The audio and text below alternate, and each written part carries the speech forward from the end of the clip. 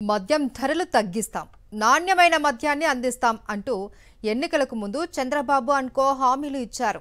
కూటమి సర్కార్ అధికారంలోకి వచ్చాక మద్యం ధరలు తగ్గించడం మాట అటుంచితే నకిలీ మద్యం ఏరులై పారుతుంది. వీధికొకటి చొప్పున పుట్టగొడుగుల్లా పుట్టుకొచ్చిన బెల్ట్ షాపుల్లో విచ్చలవిడిగా నకిలీ మద్యం దొరుకుతుంది. గ్రామాల్లోనే నకిలీ మద్యం తయారీ అవుతుండటంతో ప్రజలు మండిపడుతున్నారు. మార్పు తెస్తాం అన్న కూటమి నేతల మాటలకు అర్థం ఇదేనా అంటూ ప్రజలు ప్రశ్నిస్తున్నారు. కోనసీమ జిల్లాలో తీర ప్రాంతమైన అల్లవరం మండలం కొమరిగిరిపట్నంలో ఎక్సైజ్ పోలీసులకే దిమ్మ తిరిగే సీన్ కనిపించింది. ఇంట్లోనే గుట్టుచప్పుడు కాకుండా నకిలీ మద్యాన్ని తయారు చేసే చిన్న సైజు కంపెనీ సెటప్ చూసి పోలీసులు షాక్ అయ్యారు. ఈ నకిలీ మద్యాన్ని తయారు చేసే ముఠాకి ముడి సరుకులు సరఫరా చేసే ముఠాలు సైతం ఉన్నాయని తేలడంతో రవాణా ఎక్సైజ్ అధికారుల డొల్లతనం బయటపడింది. కొమరిగిరి పట్నంలో బెల్ట్ షాపులపై దాడి చేయగా ఈ నకిలీ మద్యం గుట్టు రట్టయింది.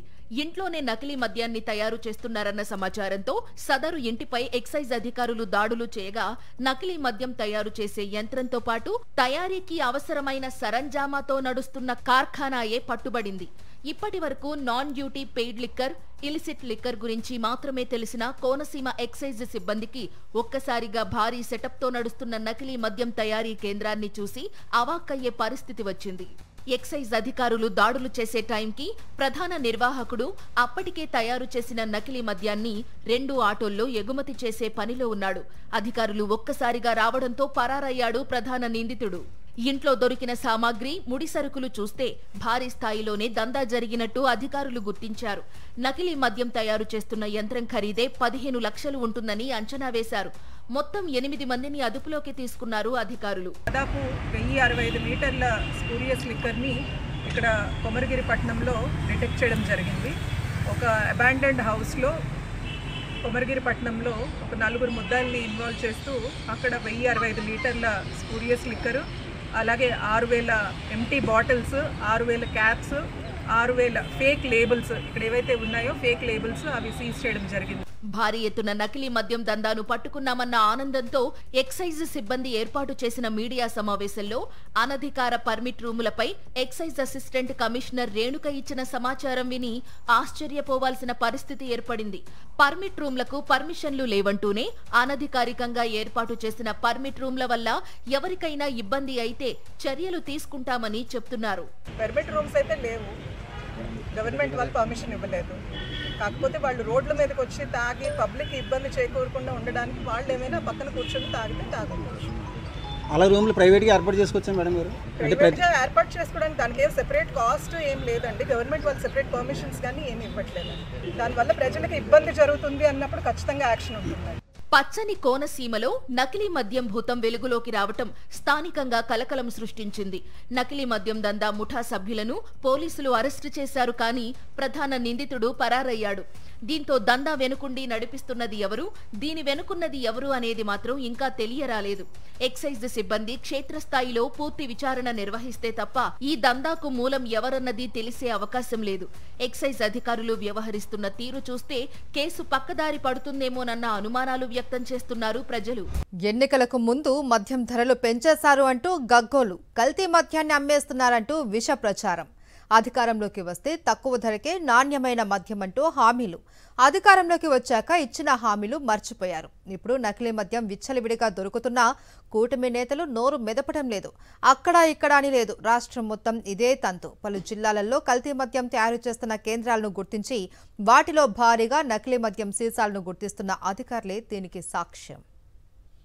మద్యం ధరల గురించి పక్కన పెడితే కూటమి సర్కార్ అధికారంలోకి వచ్చాక నకిలీ మద్యం విచ్చలవిడిగా మార్కెట్లోకి వచ్చేసింది.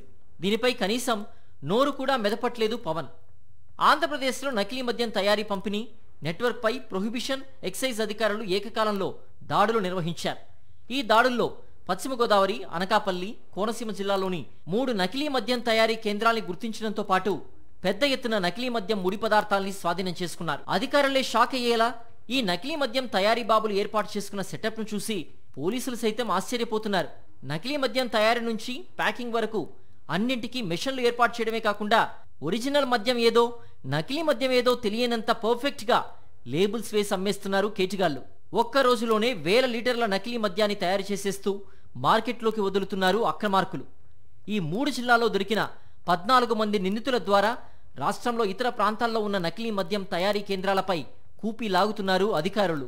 కోనసీమ జిల్లాలో జరిపిన దాడులలో పట్టుబడిన నిందితులు ఇచ్చిన సమాచారంతో పాలకొల్లులో దాడులు నిర్వహించారు. దాడిలో rectified spirit, glycerine, caramel, artificial flavour agents తో పాటు సీలింగ్ యంత్రం, ఖాళీ ప్లాస్టిక్ బాటిల్ స్వాధీనం చేసుకున్నారు.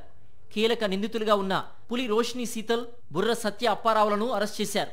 అనకాపల్లి జిల్లా పాయకరావుపేటలోని శ్రీరాంపురం కేశవరం రోడ్డు సమీపంలోని కొబ్బరి తోట, చేబ్రేలు వద్ద విజయలక్ష్మి ట్రేడర్స్ గోదాంలో నకిలీ మద్యం పంపిణీ నెట్వర్క్ ను ఏర్పాటు చేసినట్లుగా అధికారులు గుర్తించారు. చిన్న చిన్న గ్రామాలలో కల్తీ మద్యాన్ని తయారు చేసే యూనిట్లను కూటమి నాయకులు అండదండలతో ఏర్పాటు చేసినట్లు గుర్తించారు అధికారులు. ఈ యూనిట్స్ నుంచే రాష్ట్ర వ్యాప్తంగా నకిలీ మద్యాన్ని సరఫరా చేస్తున్నట్లు అధికారులు వివరించారు. పాయకరావుపేట ట్రేడర్స్ గోదాంలో 1247 nip bottles, motor cycle, mobile phone స్వాధీనం చేసుకున్న పోలీసులు నిందితులు రాపర్తి అప్పారావు, శేషారావులతో పాటుగా మరో 4గురిని అరెస్ట్ చేశారు అధికారులు. రాష్ట్ర వ్యాప్తంగా విస్తృతంగా దాడులు నిర్వహిస్తే గ్రామ గ్రామాన కూటమి నాయకుల అండదండలతో ఏర్పాటు చేసిన ఈ నకిలీ మద్యం తయారీ లీలలు మరెన్ని బయటకు వస్తాయో అర్థం కావడం లేదు. కూటమి సర్కార్ ఏర్పడిన ఏడాది కాలంలోనే నకిలీ మద్యం గ్యాంగ్ రాష్ట్ర వ్యాప్తంగా నెట్వర్క్ ని విస్తరించుకున్నారు. కూటమి నేతల అండదండలతో నకిలీ మద్యాన్ని తయారు చేస్తూ రాష్ట్ర ప్రజల్ని రోగాల బారిన పడేస్తున్నారు. పచ్చని పశ్చిమ గోదావరి జిల్లాలో నకిలీ మద్యం మాఫియా రెచ్చిపోతుంది. ఒరిజినల్ కు ఏమాత్రం తీసిపోని విధంగా ఫేక్ లిక్కర్ తయారీ చేయడమే కాకుండా ఏమాత్రం అనుమానం రాకుండా లేబుల్స్ తయారు చేసి మార్కెట్లోకి వదులుతున్నారు కేటుగాళ్లు. బెల్ట్ షాపుల ద్వారా ఈ నకిలీ మద్యాన్ని విచ్చలవిడిగా అమ్మేస్తున్నారు. అధికారంలోకి రాకముందు నాణ్యమైన మద్యం అంటూ ఊదరగొట్టిన చంద్రబాబు, పవన్ ఈ నకిలీ మద్యంపై నోరు మెదపకపోవడంపై రాష్ట్ర ప్రజలు ఆగ్రహం వ్యక్తం చేస్తున్నారు. ప్రశాంతమైన పశ్చిమ గోదావరి జిల్లాలో విష సంస్కృతి పాకుతోంది. జిల్లాలో ఏరులై పారుతున్న మద్యానికి తోడు కాలకూట విషం లాంటి నకిలీ మద్యం తయారీ ఆందోళన కలిగిస్తోంది. ఖాకీల ఎంట్రీతో పాలకొల్లులో నకిలీ మద్యాన్ని తయారు చేసి విక్రయించే యూనిట్ గుట్టు రట్టయింది. పాలకొల్లులో నకిలీ మద్యం తయారీకి ఉపయోగించే ముడి సరుకును ఎక్సైజ్ అధికారులు గుర్తించారు. 10 లక్షల విలువైన 130 లీటర్ల స్పిరిట్, కలర్స్, మిషనరీని స్వాధీనం చేసుకున్నారు. పాలకొల్లులో తయారీ చేసే ఈ నకిలీ మద్యాన్ని కోనసీమ జిల్లాకు సరఫరా చేస్తూ అమ్మకాలు సాగిస్తున్నట్లు అధికారులు గుర్తించారు. పాలకొల్లు పట్టణంలోని శంభునిపేట వద్ద గత నెల రోజులుగా నకిలీ మద్యం తయారు చేస్తున్నట్లు సమాచారం అందుకున్న పోలీసులు ఆ స్థావరంపై దాడి జరిపారు. నకిలీ మద్యం తయారు చేసి కోనసీమ జిల్లాకు తరలిస్తున్న ముఠాకు రోషన్ శీతల్ నాయకుడిగా గుర్తించారు. నకిలీ మద్యం తయారీ, అమ్మకాలలో ప్రమేయమున్న 4గురిపై అమలాపురంలోనూ ఎక్సైజ్ పోలీసులు కేసు నమోదు చేసినట్లు అధికారులు వివరించారు. తక్కువ ధరకే మద్యం వస్తుందని నకిలీ మద్యాన్ని కొని అనారోగ్యాన్ని కొని తెచ్చుకోవద్దంటున్నారు అధికారులు. మన రోష్ని శీతల్ అనే ఆయన ఇంటిని తనిఖీ చేయగా అక్కడ అక్రమ మద్యానికి కావలసిన ముడిసరుకైన 130 లీటర్ల స్పిరిట్, క్యాప్స్, తర్వాత వాటిని ఫిక్స్ చేసే ఈ క్యాపింగ్ మిషన్ని కనుగొని సీజ్ చేయడం జరిగింది. వాళ్ళు ఎవరంటే బర్రా అప్పారావు, సరఫరా చేసిన నురుకుర్తి శ్రీనివాసరావు, రుత్తుల శ్రీనివాస్ మరియు పిల్ల శ్రీనివాసుల్ని నేరస్తులుగా నిర్ధారించడం జరిగింది. వీరిలో కొంతమందిని అమలాపురంలో అదుపులోకి తీసుకోవడం జరిగింది. నాణ్యమైన మద్యం అందిస్తామంటూ ప్రగల్భాలు పలికిన చంద్రబాబు, పవన్ నకిలీ మద్యంపై ఎందుకు మాట్లాడటం లేదని ప్రజలు ప్రశ్నిస్తున్నారు. ప్రమాదకరమైన స్పిరిట్ ని ఉపయోగిస్తూ తయారు చేస్తున్న మద్యం తాగితే ప్రాణాలకే ప్రమాదమని, అంతటి ప్రమాదకరమైన స్పిరిట్ విచ్చలవిడిగా సరఫరా అవుతుంటే అధికారులు ఏం చేస్తున్నారని నిలదీస్తున్నారు ప్రజలు.